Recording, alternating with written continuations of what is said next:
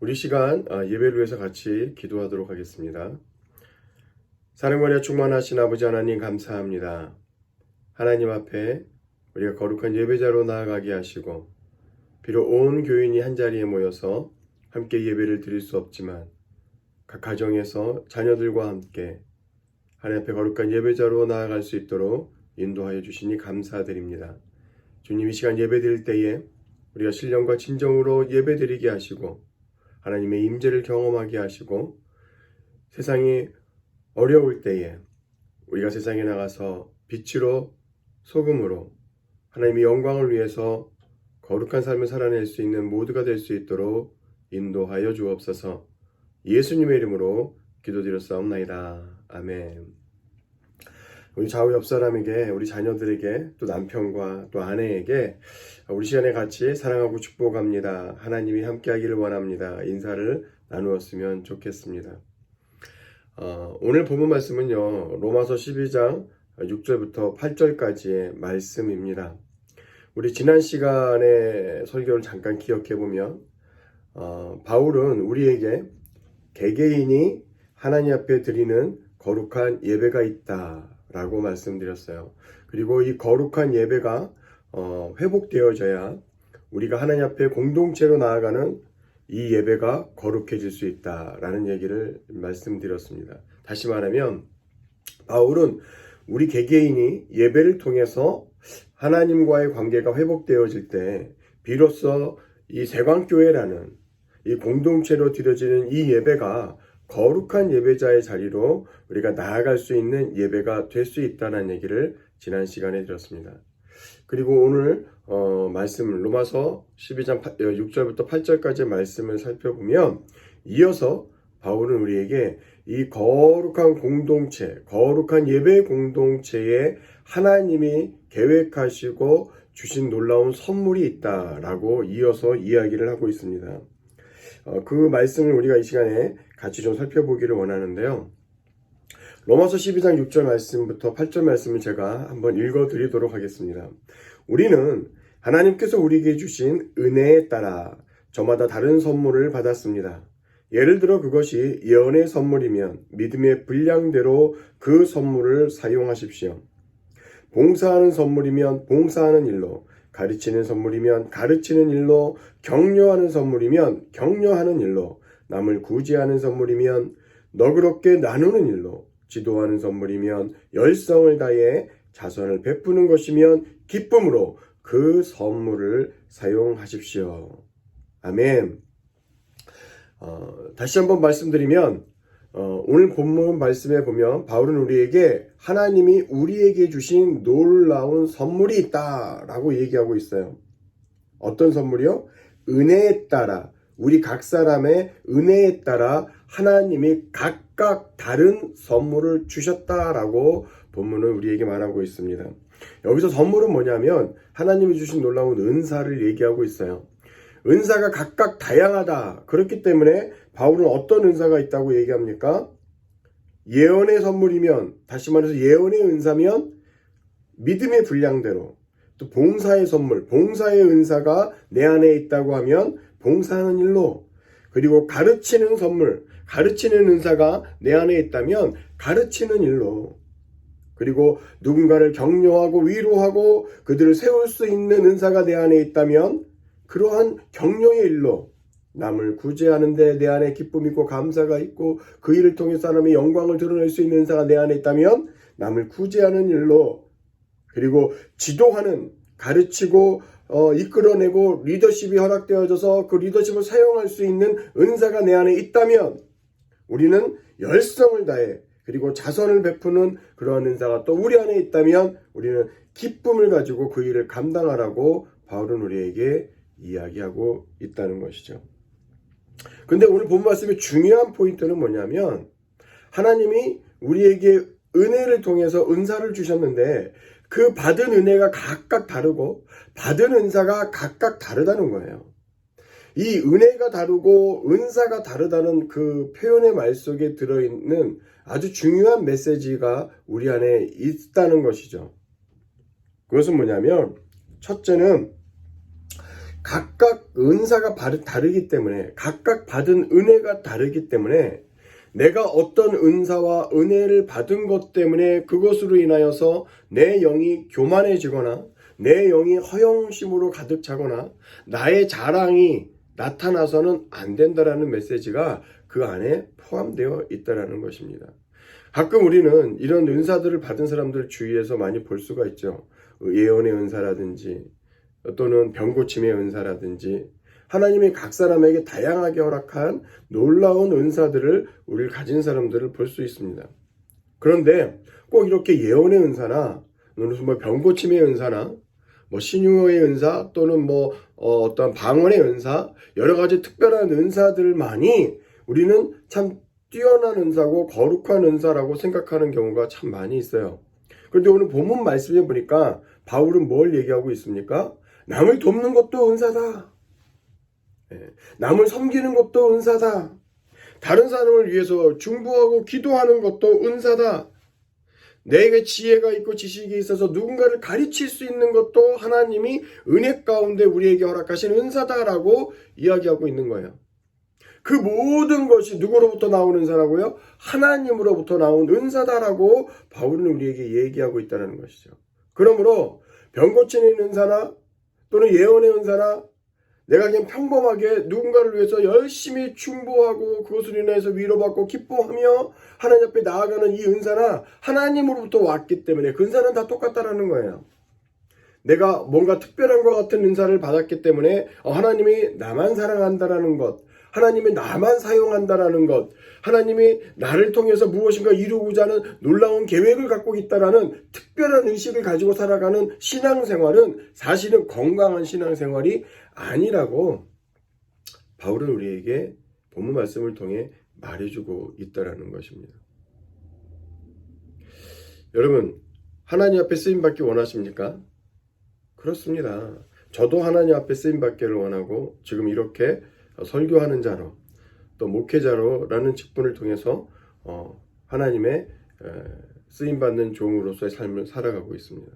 그런데 하나님의 쓰임받는 자녀, 하나님의 쓰임받는 종, 목회자 또는 하나님의 사람이라고 우리가 얘기할 때는 거기에는 항상 무엇이 나타나야 되냐면 우리의 자랑이나 또 우리의 어떠한 영광이나 이런 것들이 나타나는 것이 아니라 오직 거기에는 하나님으로부터 왔기 때문에 하나님의 은혜를 통해서 각자 다른 은혜와 각자 다른 하나님이 주신 선물이라는 그 다양성을 통해서 나에게 주어진 놀라운 은혜이기 때문에 우리는 거기에 겸손할 수밖에 없는 것이고 오직 하나님의 영광만이 나타날 수밖에 없는 것이고 그것은 하나님의 거룩한 예배의 이유가 될 수밖에 없는 놀라운 일들만이 나타날 때에 비로소 나는 하나님의 쓰임받는 종이요 하나님 쓰시기에 합당한 종이요 하나님을 찾으시는 겸손한 종이 될 수 있다는 것입니다.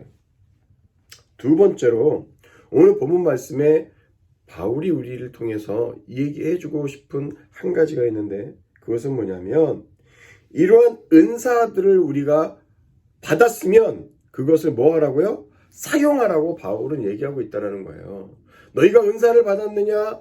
지혜가 있느냐? 가르침의 은사가 있느냐? 리더십의 은사가 있느냐? 병고침의 은사가 있느냐? 방언의 은사가 있느냐? 기도의 은사가 있느냐? 예언의 은사가 있느냐? 어떤 특별한 하나님이 주신 놀라운 너만의 가지고 있는 고유한 은사가 있느냐? 선물이 있느냐? 그러면 그거를 받았으면 사용하라는 겁니다. 무엇을 위해서요? 앞에서 말한 자기의 허영심을 채우기 위해서, 자기의 영광을 나타내기 위해서, 자기 무엇을 자랑하기 위해서? 아니요. 사용하되 하나님의 영광과 주의 나라를 위해서 죽어져가는 영혼들을 구원하기 위해서 그 은사들을, 그 특별한 은사들을 사용하라는 겁니다. 그런데 오늘 본문 말씀에 보니까 바울이 그것을 사용하되 어떻게 사용하라고 얘기하고 있냐면 첫째, 믿음의 분량대로 사용하라라고 얘기했어요. 지난 시간에 제가 말씀드렸죠. 우리 각 사람에게는 믿음의 분량이 다 달라요. 어떤 사람들은 어린아이의 단계에 머물러 있는 믿음의 분량이 있고요. 또 어떤 사람은 아비의 단계에 있는 성숙한 믿음을 가지고 신앙생활 하신 분들이 있습니다. 믿음이 어린아이와 같은 사람은 그리스도의 분량에 이르기까지 지금 그 순간에 머물러 있는 것이 당연시 여기는 것이 아니라 자기가 믿음이 연약함을 알고 깨달아서 성숙의 단계에 이르기까지 그리스도의 분량에 이르기까지 우리는 열심히 다른 박질해야 되는 그런 사명과 책임이 우리에 주어져 있다고 말씀을 드렸었습니다. 그래서 그 믿음의 분량이 다 다르기 때문에 우리는 이 받은 은사도 어떻게 밖에 사용할 수 없어요? 그 믿음의 분량대로 사용할 수밖에 없는 겁니다. 내가 좀 연약한 신앙 가운데 있으면 연약하기 때문에 난 아무것도 할 수 없어가 아니라 연약한 가운데 주어진 하나님께서 주신 놀라운 은사를 가지고 우리는 주의 영광을 위해서 하나님의 나라를 위해서 사용할 수 있다는 겁니다. 그것을 사용하라고 바울은 우리에게 얘기하고 있어요. 무슨 성숙된 사람만 교회에서 섬기고 봉사하고 주를 위해서 일하는 것이 아니라 믿음이 연약한 사람까지도 뭐 할 수 있다고요? 교회를 위해서 섬길 수 있고 하나님의 나라를 위해서 봉사할 수 있고 하나님의 그 놀라우신 영광된 그 사명을 감당해낼 수 있는 놀라운 능력이 그 수준에 맞게 주어져 있다는 것입니다. 그러므로 우리는 담대할 필요가 있습니다. 나는 연약하기 때문에, 나는 배우지 못해서, 나는 약간 좀 샤이해서 아무것도 할 수 없어. 아니요, 그렇지 않아요. 그 가운데 하나님이 여러분에게 주신, 나에게 주신 놀라운 은사가 있고 기프트가 있고 우리는 그것을 받아서 사용하여서 더 개발하고 더 그 능력을 높이게 만들 수 있는 책임이 우리 안에 있다는 것입니다. 여러분, 은사를 사용하십시오. 찬양의 은사가 있습니까? 아름다운 노래를 부를 수 있습니까? 여러분, 교회를 위해서 또 하나님의 영광을 위해서 다른 많은 사람들을 섬기기 위해서 그 은사를 사용하십시오. 아름답게 사용하십시오. 내 안에 피아노를 칠 수 있는 은사가 있습니까? 그래서 기쁨으로 교회를 위해서 하나님의 나라를 위해서 주의 영광을 위해서 사용하십시오. 누군가를 위해서 기도해 줄 수 있는 그런 기도하고 싶은 그런 열망이 있습니까? 그런 은사는 없다 할지라도 그런 마음이 내 안에 있습니까? 여러분 하십시오. 그것을 하나님 앞에 드릴 때 하나님이 그것을 기쁨으로 받으시고 더 큰 놀라운 기도의 은사를, 섬김의 은사를 하나님께서 우리에게 주실 줄 믿습니다.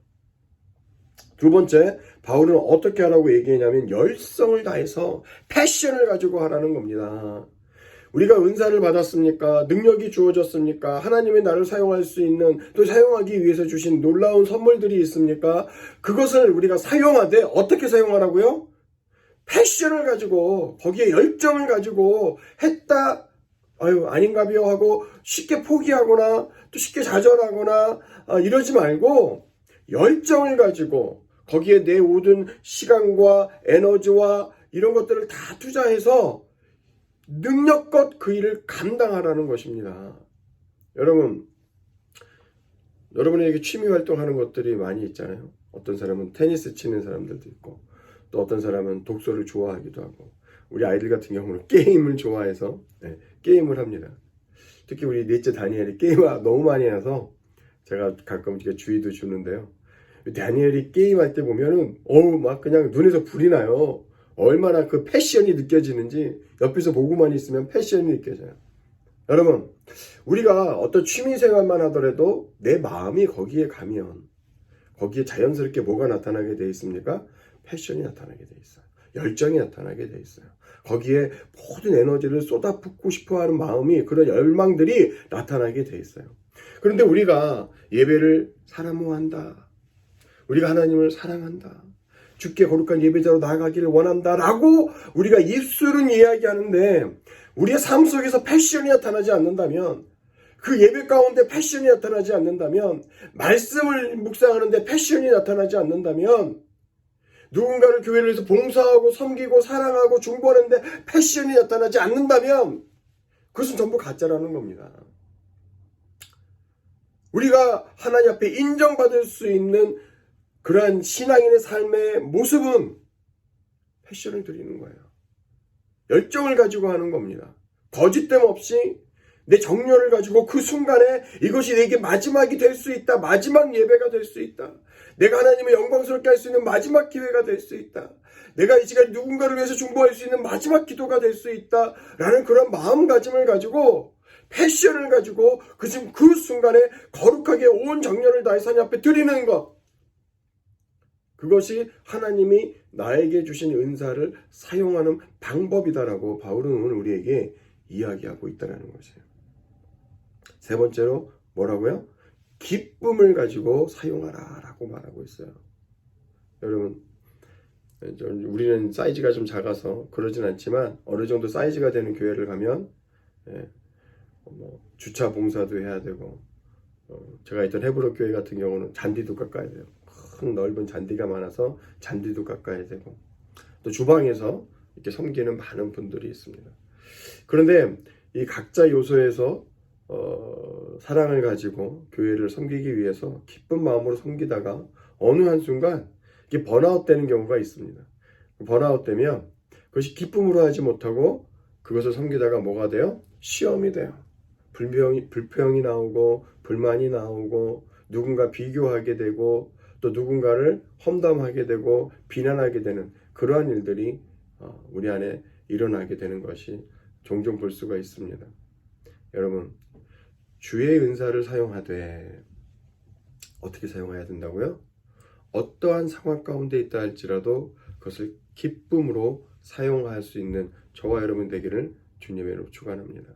그런데 그 일이 내게 기쁨이 되기 위해서는요, 매일매일 우리는 그 안에서 한 가지를 찾아야 돼요. 그것은 뭐냐면 감사의 이유입니다.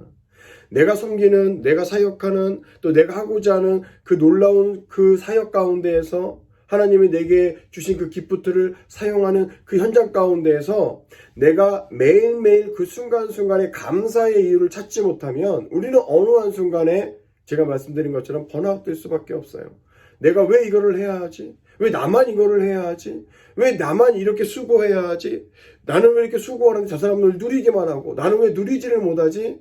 이런 부정적인 생각들이 오히려 섬김을 통해서 하나님 앞에 영광이 되고 내 안에 기쁨이 있고 감사가 있고 내 신앙이 자라는 것이 아니라 섬김을 통해서 점점 자기의 영혼이 죽어가고 자기의 감정이 죽어가고 자기의 생명이 죽어가는 일들을 경험하게 된다는 것이에요. 뭐가 없으면 감사의 이유를 찾을 수가 없으면. 여러분, 하나님의 일을 감당할 때 감사의 이유를 찾아보십시오. 오늘 하루를 살아갈 때 감사의 이유를 찾아보십시오.